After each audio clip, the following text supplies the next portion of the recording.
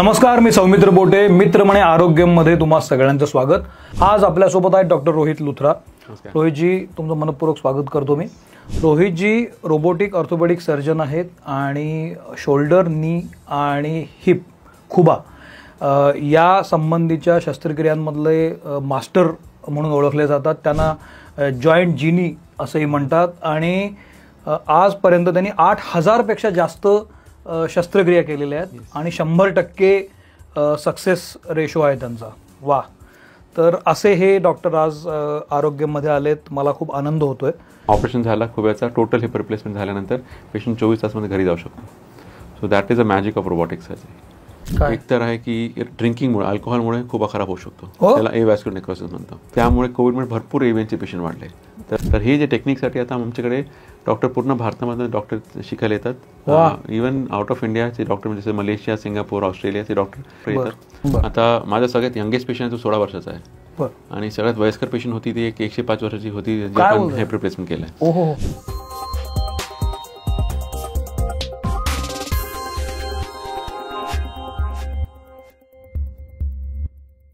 आज आपण त्यांच्याशी बोलणार आहोत. तर ते हिपबद्दल तर आहेच, म्हणजे खुबा आणि त्याच्याशी संबंधित ज्या शस्त्रक्रिया केल्या जातात, ज्या उपचार पद्धती ते करतात त्याबद्दल तर बोलायचंच आहे.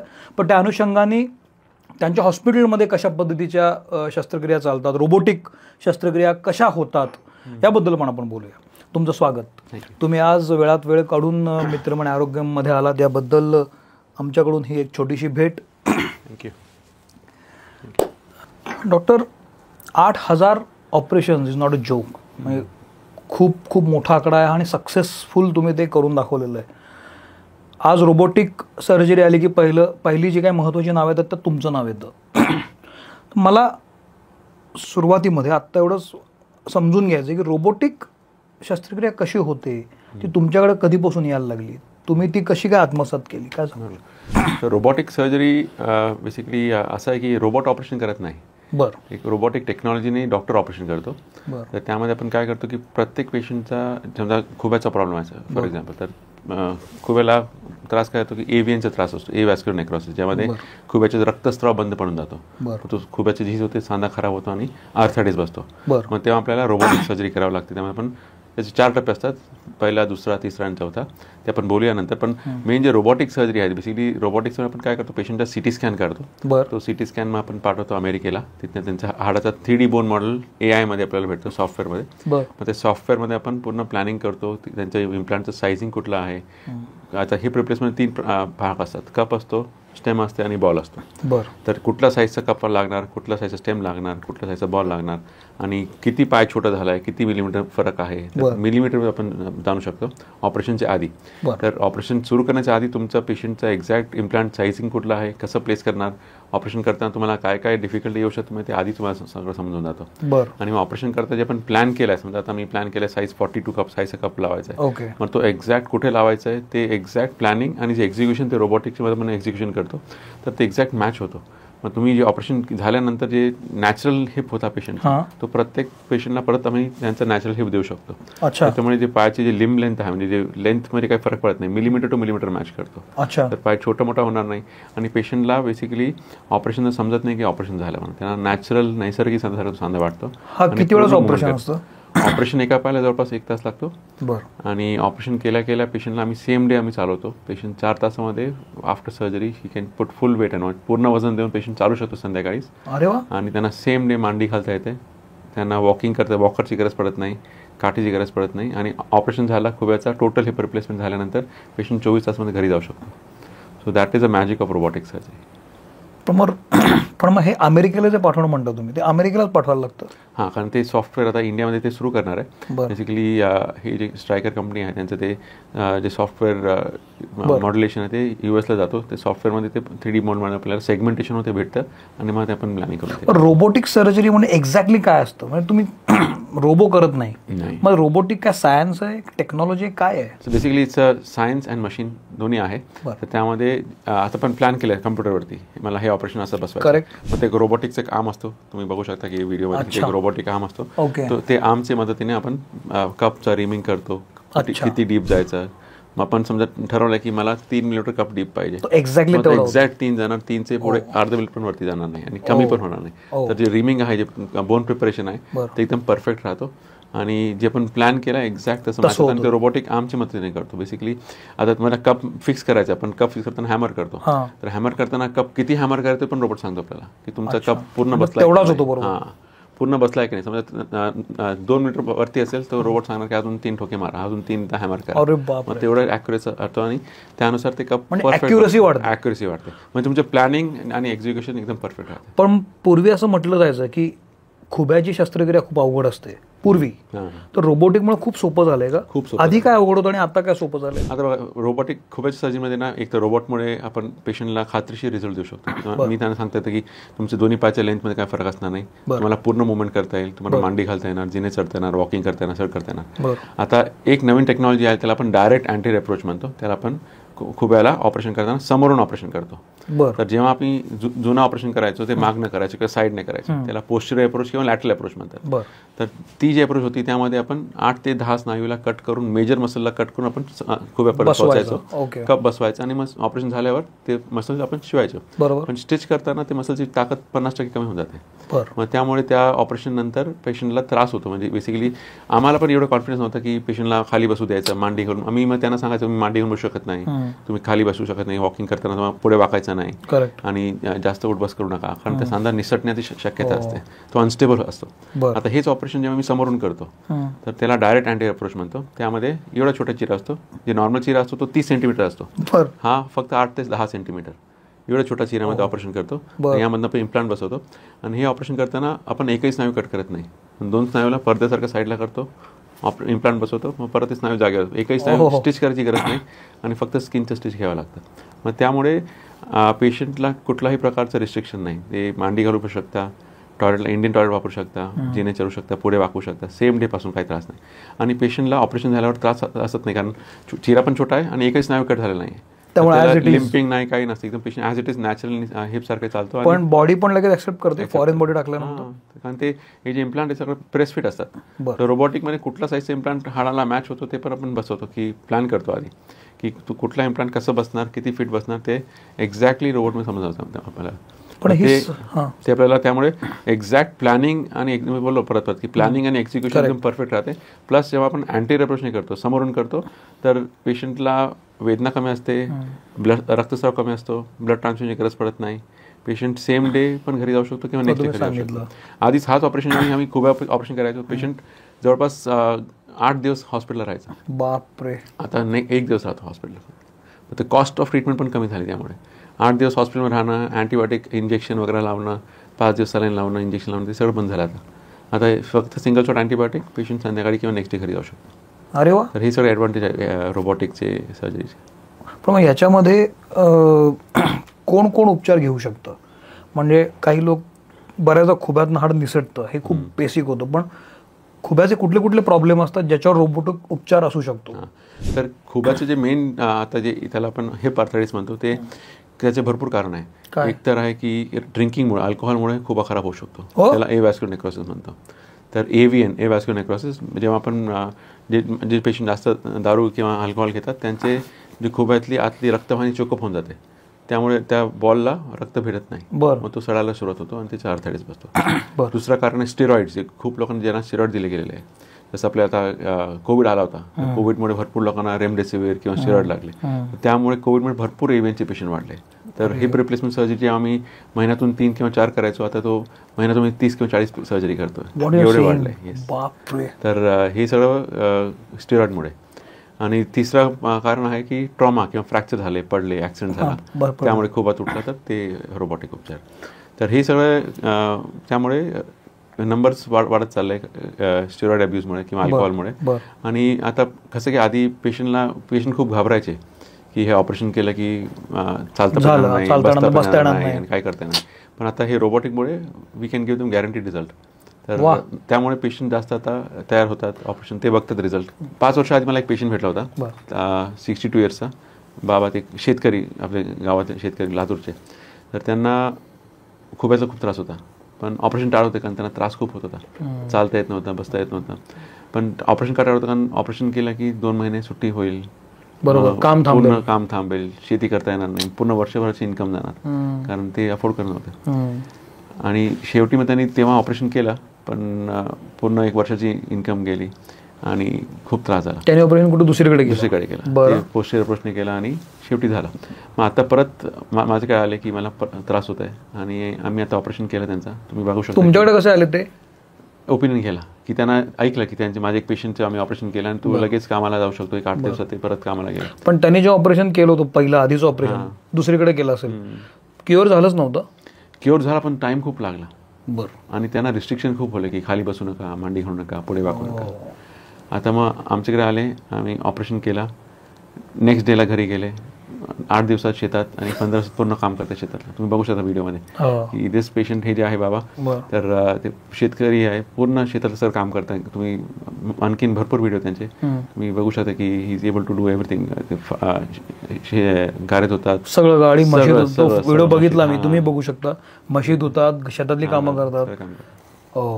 तर हे जे त्यांच्या आता लगेच कामाला गेले, आधी 3 महिने वाया गेले. पण मग मला एक सांगा, त्यांना काय झालं होतं? त्यांना एव्हीएनचा त्रास होता, खूप याचा एव्हॅस्क्युलर नेक्रोसिस. पण मग आधी जे ऑपरेशन केलं त्यानंतर क्युअर झालं नव्हतं? नाही, क्युअर झाला, पण मसल कट केले, मागणे गेले, 8-10 मसल कट केले, एवढा मोठा चिरा, त्रास जास्त, ब्लड ट्रान्सफ्युजन लागलं, ब्लडची बॉटल लागली. यामध्ये एवढा छोटा खूप फरक आहे, म्हणजे टेक्नॉलॉजीमध्ये खूप फरक आहे. आता ऑपरेशन इज मिनिमल इन्व्हेसिव्ह. तुम्ही मसल कट करत नाही, एकही स्नायू कट करत. करेक्ट. फक्त तुम्ही टोटल पडद्यासारखं त्याला साईडला घेतो आणि ऑपरेशन करतो. तर त्यामुळे बघा, तुम्ही पेशंट लगेच कामाला जाऊ शकतो. मागच्या वेळेस 1.5 महिने त्याने वॉकर वापरवला होता. आता वॉकरची गरज नाही, एकही दिवस वॉकर नाही. पण मग काही वृद्ध माणसं असतात ना, चालायला त्रास होतो, वयोमानानुसार त्रास होतो, ते हे ऑपरेशन करू शकतात ना. तर age is not a factor. Basically कुठलाही पेशंट किती वयस्कर असेल, आपल्यासाठी मेन काय आहे की पेशंटची फिटनेस आहे का नाही. तर त्यासाठी आपण त्यांची पूर्ण रक्त तपासणी करतो, चाचणी करतो, x-ray, chest x-ray, ECG, echo, stress test, सगळं हे पूर्ण तपासणी करून त्याचं फिटनेस आहे की तेव्हा आधी बघतो. पण मोठ्यामध्ये मी तुम्हाला एक साधा प्रश्न विचारतो. मी जेव्हा बाहेर जातो तेव्हा खूप म्हाताऱ्या व्यक्ती, वृद्ध व्यक्ती लंगडत चालत असतात, चालताना त्रास होत असतो, खुब्यातूनच प्रॉब्लेम असतो, बऱ्याचदा दुखत असतो. अशा केसमध्ये ऑपरेट होऊ शकतो? 100% होऊ शकतो. तर ऑपरेशन वय तेच म्हणतो की पेशंट फिट असेल तर आपण 100% ऑपरेशन करू शकतो आणि त्यांना परत नॉर्मल सारखं करू शकतो. आता किती पेशंट आमच्याकडे येतात, ते आजीवर चालता येत नाही, झोपलेले आहे, 3 महिने झाले बेडवरती उठले नाही, ऑपरेशन झाल्यानं लगेच कामावर लगेच मुवमेंट करता येते, शेती करू शकतात, ट्रॅक्टर चालवता येते, सगळं करता येते. आणि जे डोंगर चढता येईल, ट्रेकिंग करता येईल, ज्यांना वाटतं ना की आता आयुष्य संपला म्हणून, असं नाही, ते सगळं परत नॉर्मल सुरू होऊ शकतं. वा, मला त्रास होतोय आणि मी आता तुमच्याकडे गेलो पाहिजे, ह्याचे काही सिम्पटम्स असतात का? हां, तर खूपच सिम्पटम कसं असणार की पेशंटला बसून उठताना त्रास होणार, चालताना लिंप होणार, पाय फाकताना त्रास होणार, मांडी घालता येणार नाही, टॉयलेटला बसून उठताना त्रास होणार. हे जे पेन आहे ते इथे समोर किंवा मागे. तर मागचा पेन जे स्पाईनमुळे पण होऊ शकतो, पण हे समोर होणारा पेन किंवा हे जे C अँगलमध्ये पेन होणार पेन, ते खुब्याचा पेन असतो. तर ते हे जे पेन आहे, उठताना, बसताना, मुवमेंट करताना, पाय फिरवताना, हे सगळं खुब्याचे पेन असतात. तर त्यामुळे खुब्याचा त्रास आहे तर आधी तुम्ही डॉक्टरांकडे जायचं, त्यांच्याकडे जाऊन तुम्ही कन्सल्टेशन करून नेसेसरी इन्व्हेस्टिगेशन डॉक्टर तुम्हाला तपासतील आणि कुठलं तपासणी करायचं, एक्सरे करायचं का MRI करायचं ते डॉक्टर ठरवून सांगतील. कारण AVNचे पण स्टेज असतात, स्टेज 1 आहे, 2 आहे, 3 आणि 4, टोटल 4 स्टेज असतात. तर स्टेज 1 आणि 2 मध्ये ट्रीटमेंट आहे बेसिकली मेडिसिन्स, फिजिओथेरपी आणि एक ऑपरेशन असतं, त्याला को डिकम्प्रेशन किंवा स्टेम सेल थेरपी म्हणतो, ते करू शकतो. पण that success rate only 30 to 40%. तर हे जे AVN आहे त्याला कुठलाही असं जादू ट्रीटमेंट नाही, त्याला तुम्हाला 1 पासून 2 होणार, 2 पासून 3, 3रा स्टेज होणार, 3रा पासून 4था स्टेज होणार. ते तुम्ही कुठलाही औषधाने, होमिओपॅथिकने, आयुर्वेदिकने, ॲलोपॅथिक त्याला 100% कव्हर करू शकत नाही. तर एकच परमनंट सोल्युशन आहे त्याला, ते आहे टोटली रिप्लेसमेंट, रोबोटिक सर्जरी. त्याने तुम्हाला 100% रिझल्ट येतो. आणि कधी ऑपरेशन करायचं होतं निर्णय बेसिकली पेशंट ठरवतो की त्यांना त्रासनुसार आहे. बेसिकली आता किती पेन आहे, पेन खूप जास्त असेल तर आम्ही सांगतो तुम्ही ऑपरेशन करा. पेन कमी असेल आपण गोळ्या औषध किंवा फिजिओथेरपी त्याला पुढे गोळ्या औषधाने हा हिपचा जो त्रास आहे कमी होऊ शकतो. पेन कमी होणार पण प्रॉब्लेम सॉल्व्ह होणार नाही, प्रॉब्लेम सॉल्व्ह होत नाही. कारण एकदा रक्तवाहिनी चोकअप झाली ते परत उघडता येत नाही. मग त्याला हृदयासारखं नाही की अँजिओप्लास्टी केली आणि ओपन होऊन जातं, याला ते हाडाच्या आतली रक्तवाहिनी असते, त्याला ओपन करता येत नाही. तर ते एकदा ब्लॉक झाले की ते ब्लॉक झाले, त्याला कुठलाही तुम्ही बाकी पण ऑपरेशन असतात, को डिकम्प्रेशन वगैरे, पण त्याच्यात सक्सेस ओनली 30% आहे, त्याने काही जास्त फायदा होत नाही. सगळ्यात महत्त्वाची गोष्ट असते हिपची शस्त्रक्रिया करायची की नाही, हे एज फॅक्टरवर पण ठरतं. कारण जर अगदी यंग एज असेल तर आपण पटकन करतो, किंवा जसं एज वाढत जातं तसं हाडांची जुळणी पटकन होत नाही, हाडं ठिसूळ होतात वयानुसार. तर हे जे रिप्लेसमेंट आहे ही वयाच्या कुठल्या टप्प्यापर्यंत करू शकतो आपण? असं काही नाही, असं बेसिकली की आता तुम्हाला किती त्रास आहे त्याच्यानुसार पण ते ट्रीटमेंट ठरवतो. आता माझा सगळ्यात यंगेस्ट पेशंट आहे तो 16 वर्षाचा आहे, आणि सगळ्यात वयस्कर पेशंट होती ती 105 वर्षाची होती, हेप रिप्लेसमेंट केलं आहे. तर किती त्रास आहे त्याच्यावर आहे. आता आपण जे इम्प्लांट बसवतो, जे आपण नवीन बॉल आणि स्टेम बसवलं आहे, हेप इम्प्लांट बसवलं आहे, त्याची लाईफ असते म्हणजे 25 ते 30 वर्ष 40 वर्ष असं लाईफ असते. तर तुमच्या त्रासानुसार आणि वयानुसार आपण ठरवतो कुठला इम्प्लांट वापरायचा. मध्ये 16 वर्षाचा मुलगा ना, त्याला काय त्रास होता? त्याला दोन्ही केस काय होती? बेसिकली त्याला अँकलोजिंग स्पॉन्डिलायटिस नावाचा आजार होता. अँकलोजिंग स्पॉन्डिलायटिस ते एक अनुवंशिक आजार, हेरिटरी आजार असतो. त्या बेसिकली एक प्रकारचा सांधेवात आहे, कमरेचा आणि खुब्याचा. तर त्यामुळे सगळे सांधे फ्यूज होऊन जातात, एकमेकांना जुळून जातात, आणि ते सांध्यामध्ये नवीन लिगामेंट आणि कॅप्सुला नवीन हाड तयार होतो, आणि तो खुबा आणि पाय एकच हाड होऊन जातो, त्याला मुवमेंटच नाही. हा जो मुलगा आहे तो 16 वर्षाचा आहे. 3 वर्षापासून घरी झोपूनच होता, बसून पण नाही, त्याला बसता पण येत होता, तो झोपूनच होता पडलेला. असं 3 वर्ष 10वीची परीक्षा पण नाही दिली, 3 वर्ष झोपूनच. त्याला उठताना चालताना काय त्रास, फक्त सगळं बेडमध्येच. मग तो आमच्याकडे आला आणि त्यांचा दोन्ही पायाचा. तुमचा सुगावा त्याला कसा लागला? माझा एक पेशंटनेच दिला होता. अच्छा. त्यांचं आम्ही ऑपरेशन केलं. तर तो आला आणि त्याचा मी दोन्ही खुब्याचं ऑपरेशन केला, आणि नंतर त्याने ऑपरेशन झाल्यानंतर 3 महिन्यानंतर परत शाळा सुरू केली. 10वीची परीक्षा झाली आता, आणि पास झाला. आता कॉलेज करतोय. He is very happy. Basically it's a life. बसतो, चालतो, एकदम नॉर्मल. चालता येतं, बसता येते, मांडी घालता येते, वॉकिंग करतो, तर खेळायला जातो मला त्याच्या मित्रांसोबत. झोपून होता आधी, आता एकदम नॉर्मल आहे. That is a magic. तर हे जे आहे for him it is a life changing event. तर हे जे ऑपरेशन आहे म्हणजे असं अजून भरपूर पेशंट आहे, म्हणजे we have done so many patients असं सेम त्रास झालेला. अजून एक बाई पण होती, तिला पण दोन्ही खुब्याचा सेम असं अँकल स्पॉन्डिलायटिस. भरपूर पेशंट येतात. ही सांधा फ्यूजच आहे पूर्ण, अजिबात मुवमेंट नाही, म्हणजे पाय असंच आहे, फाकत पण नाही. मग त्यांचं पण आम्ही ऑपरेशन केलं दोन्ही पायाचा. शी ऑल्सो वेंट वॉकिंग. पण हे रोबोटिकमुळे केल्यामुळे काय फायदा असतं की आता जेव्हा मी ऑपरेशन समजा नॉन रोबोटिक करणार, तर त्यामध्ये मी त्यांना खात्रीशीर रिझल्ट देऊ शकत नाही, कारण ऑपरेशन करताना चुका होऊ शकतात, ह्युमन एरर आहे. तर 1 किंवा 2 डिग्री पण चुकलं ना तर ते सांधा निसटू शकतो. तर हे जेव्हा आपण नॉर्मल करतो किंवा मॅन्युअली निसटू शकतो, किंवा पाय छोटा मोठा राहू शकतो. मग आता मी ऑपरेशन झाला एक पेशंट समजा, हे 22 इयर्सची लेडी, त्याचं ऑपरेशन केलं. एक पाय एक छोटा राहिला, मग आयुष्यभर लंगडणार, मग ऑपरेशन फायदा नाही. म्हणून रोबोटिक केलं की हे लिम्बलेस एरर होत नाही, एकदम मॅच असतं. म्हणजे जसं नॅचरल पाय तसं नॅचरल पाय असतं. त्याला पण समजा शॉर्ट असेल, आता एक पेशंट आमच्याकडे येतात की जवळपास 22 मिलीमीटर छोटा आहे पाय, मग त्याला पण परत नॉर्मल आणतो, तेवढं आपण कव्हर करून देतो पूर्ण इम्प्लांट बसवताना. हो का? हां, त्याला परत लेंथ मॅच करून करू शकतो त्याला. काय कमालच आहे. हां, तर रोबोटिकमुळे खूप फायदा आहे. पण डॉक्टर, संधिवात हा पूर्ण शरीरातला असतो, राईट? कुठे जॉईंट्स कुठलेही फ्रीज होऊ शकतात, ते काय फक्त खुब्याच्या वेळेला पण असं नाही. पण आता संधिवातामुळे खुब्याचा प्रॉब्लेम झाला असेल समजा, तुम्ही खुब्याचा प्रॉब्लेम सोडवला, पण संधिवात आहेच ना. हां, पण संधिवासाठी मग गोळ्या घ्याव्या लागतील तुम्हाला. संधिवासाठी तुम्ही संधिवातची गोळ्या सुरू करायची. ते संधिवातची पण ट्रीटमेंट आहे, त्याला क्युअर नाही. त्याला क्युअर नाही, ट्रीटमेंट आहे. जो पण तुम्ही गोळी खाणार तो पण बरं वाटणार, गोळ्या बंद केली की परत त्रास सुरू होईल. मग त्यामुळे संधिवातची ट्रीटमेंट करणं गरजेचं आहे. तुम्ही ट्रीटमेंट बंद केली की बाकी संधी पण खराब होतात. पण डॉक्टर, तुम्ही ऑर्थोपेडिक आहात, संधिवाताला हे नाही आहे, क्युअर नाही आहे. उपचार आहे, क्युअर नाही.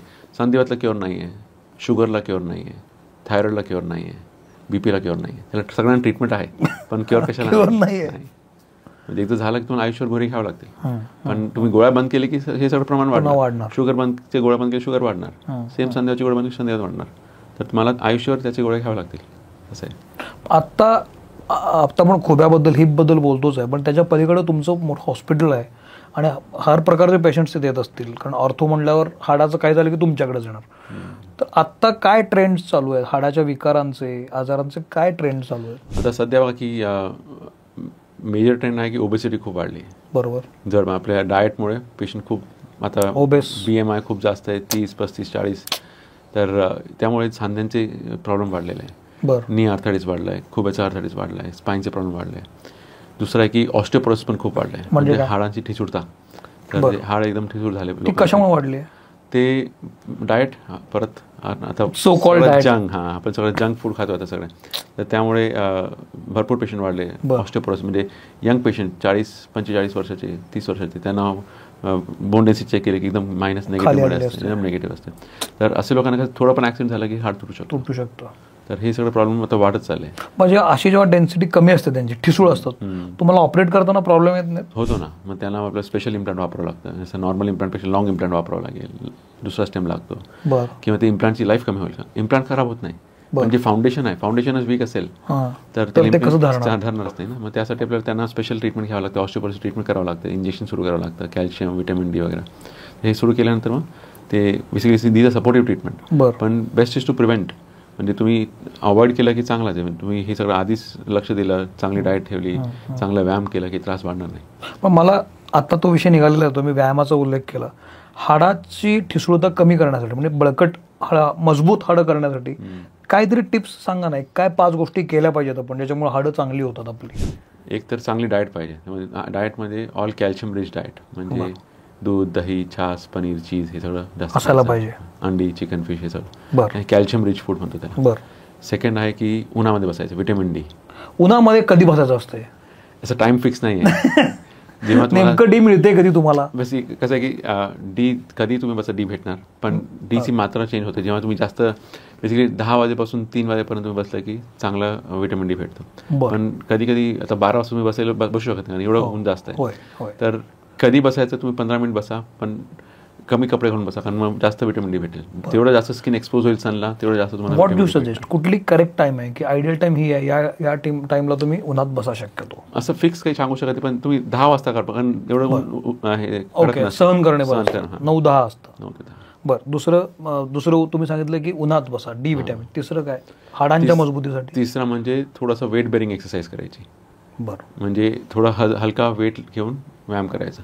कारण तुम्ही नॉर्मल व्यायाम केला, नुसतं वॉक केलं की ते व्यायाम नाही आहे. बोनसाठी bone need weight bearing exercise, म्हणजे लाईट वेट 2.5 किलो 5 किलो ते व्यायाम वजन घेऊन तुम्ही व्यायाम केलं की बोन्समध्ये डेन्सिटी वाढते. बरं. ओके. हे बेसिक केलं तर फरक पडतो. येस. आणि समजा तुम्ही हे उन्हात जाऊ शकत नाही किंवा टाईम नाही आहे किंवा तुमचं वर्क प्रोफाईल असं आहे की मग तुम्ही डॉक्टरांकडे जाऊन व्हिटॅमिन डीचे सप्लिमेंट्स घेत राहा.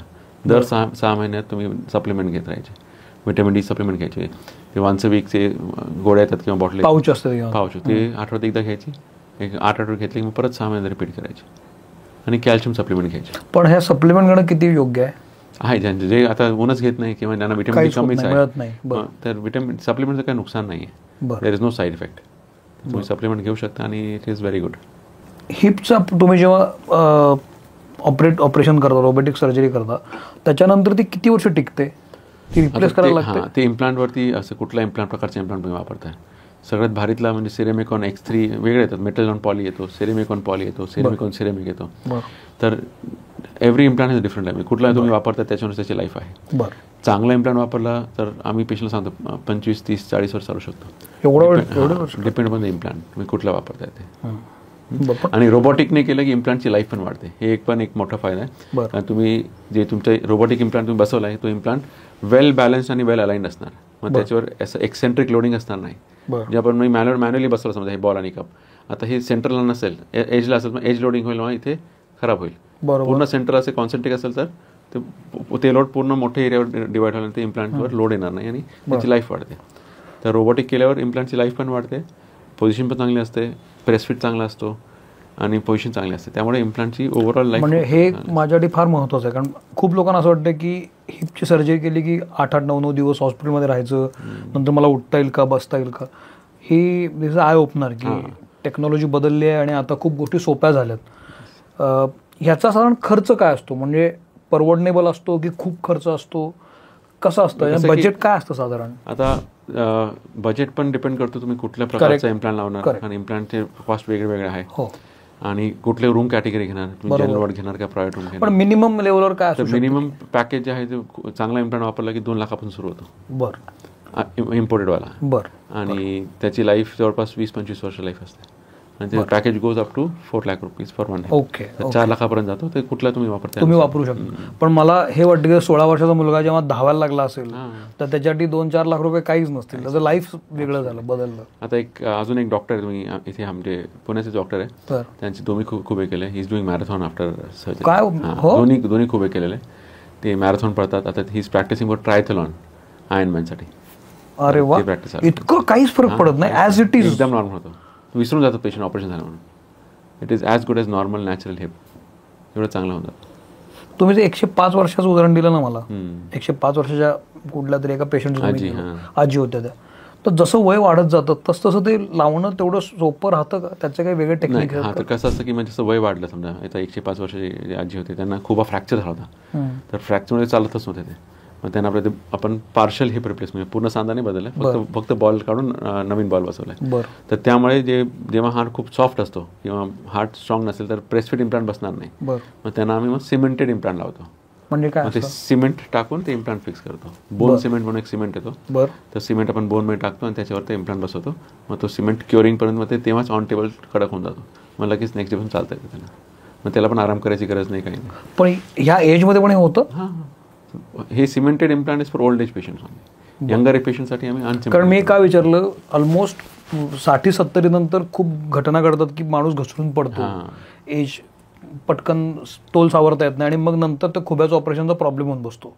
अशा केसमध्ये जेव्हा वय खूप वाढलेलं असतं तेव्हा ती जखम भरून येते का, किंवा शरीर साथ देतं का त्या ऑपरेशनला? तर कसं असं, हे जे फ्रॅक्चर आहे आपण जेरियाटिक फ्रॅक्चर म्हणतो. जेरियाटिक ग्रुप म्हणजे जे population about 60 years is called geriatric population. तर हे जे लोक आहेत त्यांना खूप कॉमन, म्हणजे बाथरूममध्ये पडले किंवा घरामध्ये निसटून पडले तर खूप फ्रॅक्चर होतो. सर्वात कॉमन फ्रॅक्चर खुब्याचं किंवा कमरेचं असतं.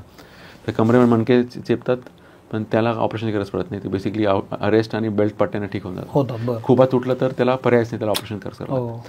समजा ऑपरेशन नाही केलं तर 30% चान्स असतो की पेशंटला पुढे जगता येणार नाही. कारण ते चालत नसेल, झोपूनच राहिले तर पायामध्ये मग रक्ताची गाठी तयार होतात, बेडसोर होतो आणि चुकून ते रक्ताची गाठ पुढे फुफ्फुसात गेली किंवा मेंदू गेले किंवा जीवाला धोका होऊ शकतो. तर त्याऐवजी ऑपरेशन केलं की दॅट रिस्क इज रिड्यूस्ड. तर त्यामुळे आपण काय करतो की ते बॉल काढून कृत्रिम बॉल बसवतो किंवा ते बॉलला पण फिक्स करू शकतो फ्रॅक्चरने. आता बोन क्वालिटीवरून डिसाईड करतो की त्याला फिक्स करायचं का रिप्लेस करायचं. करेक्ट. बोन खूप सॉफ्ट असेल तर आपण त्याला कृत्रिम बॉल, नवीन बॉलच टाकतो. आणि बोन क्वालिटी चांगला असेल, समजा आता 80 वर्षाचा बाबा आहे, शेतकरी, चांगला हाड आहे, मग त्यांना आपण फिक्स करतो. मग त्याला स्क्रू आणि नेल त्याला फिक्स करू शकतो. तर हे जे वय आहे त्यामध्ये ट्रीटमेंट घेणं खूप गरजेचं आहे. ट्रीटमेंट तुम्ही घाबरले की वय जास्त आहे, ऑपरेशन केलं की रिस्क होईल. उलट आहे, ऑपरेशन नाही केलं की रिस्क तिप्पट आहे. That is 3 times more risky. तर ऑपरेशन करण्यात फायदा जास्त आहे, नुकसान कमी आहे. एक शेवटचा प्रश्न विचारतो, मग आपण थांबू. बऱ्याचदा ॲक्सिडेंटल केस खूप तुमच्याकडे असेल, ॲक्सिडेंट होतो आणि एकदम खुबा चुरा होतो, पाय तुटतो, बऱ्याच इश्यू असे हाड्यांचा खूप प्रॉब्लेम होतात. अशा केसमध्ये रिप्लेसमेंट वगैरे होऊ शकते. पण खुब्याचा केस असू दे किंवा शोल्डरचा केस असू दे किंवा अँकल असू दे, हे होऊ शकतं. होऊ शकतं. कसं की आता इंजुरी कशी आहे त्याच्यावर डिपेंड आहे. समजा खूपच चुरा झाला असेल तर आपण आधी CT स्कॅन करतो, त्यामध्ये आपण 3D रिकन्स्ट्रक्शन करतो. त्यामध्ये आपण बघतो की आता राहिलेला बोन किती आहे, फाउंडेशन किती, त्याला फिक्स करता येईल का नाही. फर्स्ट आमचा प्रयत्न असतो नेहमी की त्याला फिक्स करायचा, नॅचरल जॉईंट वाचवायचा. समजा तो खूपच खराब झाला असेल आणि सॅल्वेजेबल नसेल, ते चुरा त्याला जोडता येत नसेल आणि त्याला ब्लड सप्लाय केला असेल तर त्याला काढून आपण मग रिप्लेस करतो, पूर्ण रिप्लेस करतो. मग ते रिप्लेस करता येतं. आणि रोबोटिक कसं की अजून सोपं झालं, कारण किती डॅमेज असेल तर आपल्याला ते क्वांटिफाय करता येतं, एक्झॅक्ट कळतं ते. मला अशी क्रिटिकल केस सांगा ना, की खूप क्रिटिकल केस तुमच्याकडे आली होती आणि असं तुम्हाला आठवते, लक्षात आहे की एवढी क्रिटिकल केस आता हँडल कशी करायची आणि you treated it so well आणि पास ऑन झाले. आता एक पेशंट आम्ही रिसेंटली लास्ट वीकलाच केला आहे, तर तिचा ऑलरेडी ऑपरेशन झाला होता, खूप वेळाचाच रिप्लेसमेंट केलेली होती, पण तो पूर्ण सांधा डॅमेज झालेला होता. बेसिकली त्याची लाईफ होती, सिमेंटेड लावला होता आणि तो पूर्ण निसटूनच गेला होता सांधा. जे लावलेला सांधा तो पण निसटला होता आणि त्याचे बोन्स आहेत एकदम पेपर थिन कॉटेक्स, म्हणजे असं वेफर पोटॅटो चिप्स सारखं एवढं बारीक झालं ते. मग त्यामध्ये आपण त्याला स्पेशल इम्प्लांट मागून त्याला ट्रॅबॅक्युलर मेटलचे इम्प्लांट येतात. मग तो इम्प्लांट आणि लॉंग स्टेम, म्हणजे जे नॉर्मल स्टेम एवढे असते त्याला लांब खालपर्यंत जाणारी स्टेम आपण वापरतो. ते वापरले की वी कुड do a very good surgery for and she is very good. तिथं चालायला लागले. हां, चालतंय. वा. जेव्हा आपण कुठलाच पेशंट ऑपरेट करतो तर फक्त ऑपरेशन करणं हे इम्पॉर्टंट नाही आहे. इम्पॉर्टंट आहे त्याला हॉलिस्टिक अप्रोच पाहिजे. पेशंटचा ऑस्टिओपोरोसिस ट्रीट करायला पाहिजे, त्याला न्यूट्रिशन प्रॉब्लेम असेल न्यूट्रिशन प्रॉब्लेम ट्रीट करायला पाहिजे. कारण हे जे वयस्कर पेशंट असतात त्यामध्ये प्रोटीन कमी होऊन जातं. तर जेवण आहार चांगला प्रोटीन असेल तर स्किन इन्फेक्शन होणार, ते जखम भरत नाही, पाणी येत राहतं जखमेमधनं आणि मग इन्फेक्शन होण्याचे चान्सेस असतात. मग त्यांना पूर्ण होलिस्टिक अप्रोच पाहिजे आपल्याला ट्रीटमेंटमध्ये. ऑपरेशन एक झाला, नंतर डायटरी सप्लिमेंट, फूड, प्रोटीन किंवा ऑस्टिओपोरोसिस ट्रीटमेंट, हे सगळं होलिस्टिकली ट्रीट केलं की पेशंटला फायदा होतो. आणि मेन काय की पेशंट किती ऑपरेशन केलं ते इम्पॉर्टंट नाही आहे. ऑपरेशन झाल्यानंतर पेशंट हसत जेव्हा घरी जातो, that is the best thing for us. That is a ultimate. तुम्ही तुमच्या हॉस्पिटलमध्ये हा सगळा जो अप्रोच असायला लागतो पेशंटसाठी लागणार तो सगळा तुम्ही करता. म्हणजे dietitian, we have pain management consultant, म्हणजे पेशंटला ऑपरेशन नंतर पेन नाही होण्यासाठी आपण पेन ब्लॉक देतो. तर ते पेन ब्लॉक कन्सल्टंट आहे, इंटेन्सिव्हिस्ट आहे, पूर्ण टीम आहे, फिजिशियन आहे, फिजिओथेरपीची पूर्ण टीम आहे. तर ऑपरेशन झाल्या सेम डेपासून फिजिओथेरपी सुरू करतो. आणि ऑपरेशन संपल्यावर जेव्हा पेशंट तिसऱ्या दिवशी घरी जातो तर घरी गेल्यानंतरही आम्ही फिजिओथेरपी सपोर्ट घरी पण देतो पेशंटला. मग नेक्स्ट 15 days आमची टीममधनं एक डॉक्टर घरी सकाळ संध्याकाळ फिजिओथेरपी होते. रोबोटिक सर्जरी जनरली खुब्याची ही कुठे ऐकली जात नाही, पण मी ती पहिल्यांदा डॉक्टरांच्या निमित्तानंच ऐकली. मी त्यांच्या हॉस्पिटलमध्ये पण गेलो होतो. तर ही जी सर्जरी आणि ही जी वेव आली आहे रोबोटिक सर्जरी, ही तुम्ही सुरू केली की त्याची सुरुवात कशी झाली?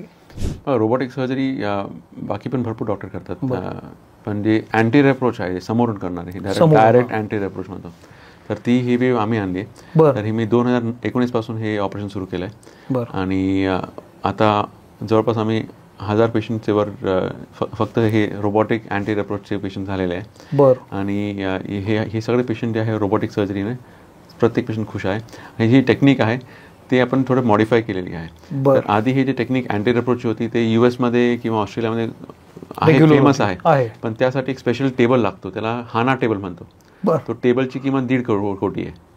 तर 1.5 कोटी टेबल प्रत्येक घेऊ शकत नाही. तर आम्ही हे जे टेक्निक आहे अँटीरियर अप्रोचमध्ये टेबल न लागता आम्ही हे ऑपरेशन आता करतोय. त्याला आम्ही टेक्निक थोडं मॉडिफिकेशन केलं आहे, we have tweak the technique.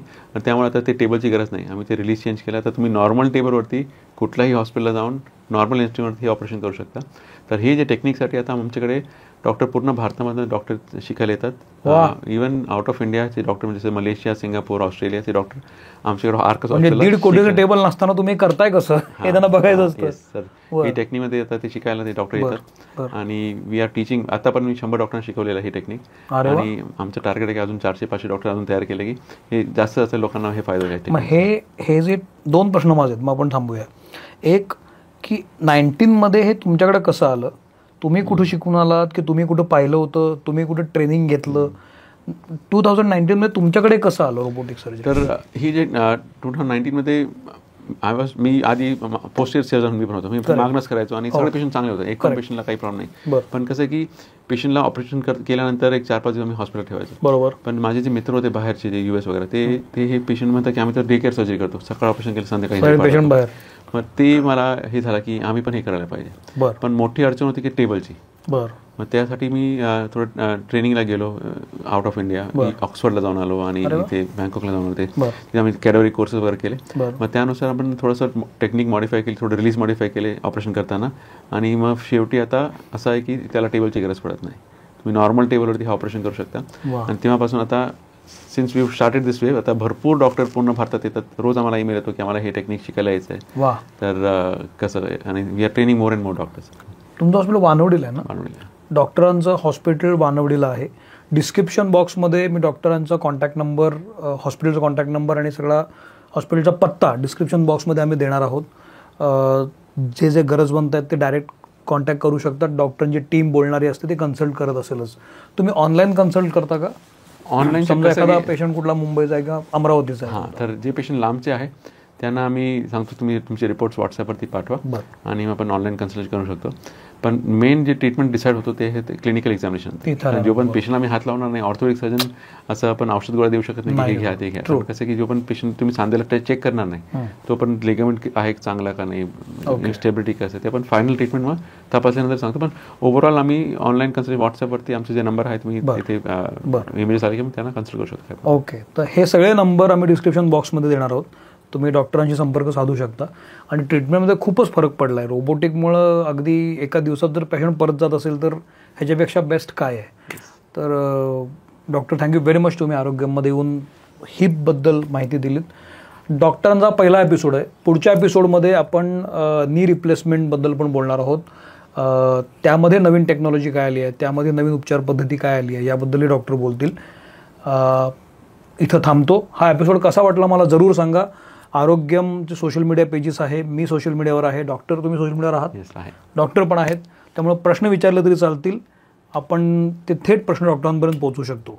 तर हा एपिसोड कसा वाटला मला जरूर सांगा आणि पाहत रहा मित्र म्हणे आरोग्यम, कारण आता तब्येतीत राहायचं.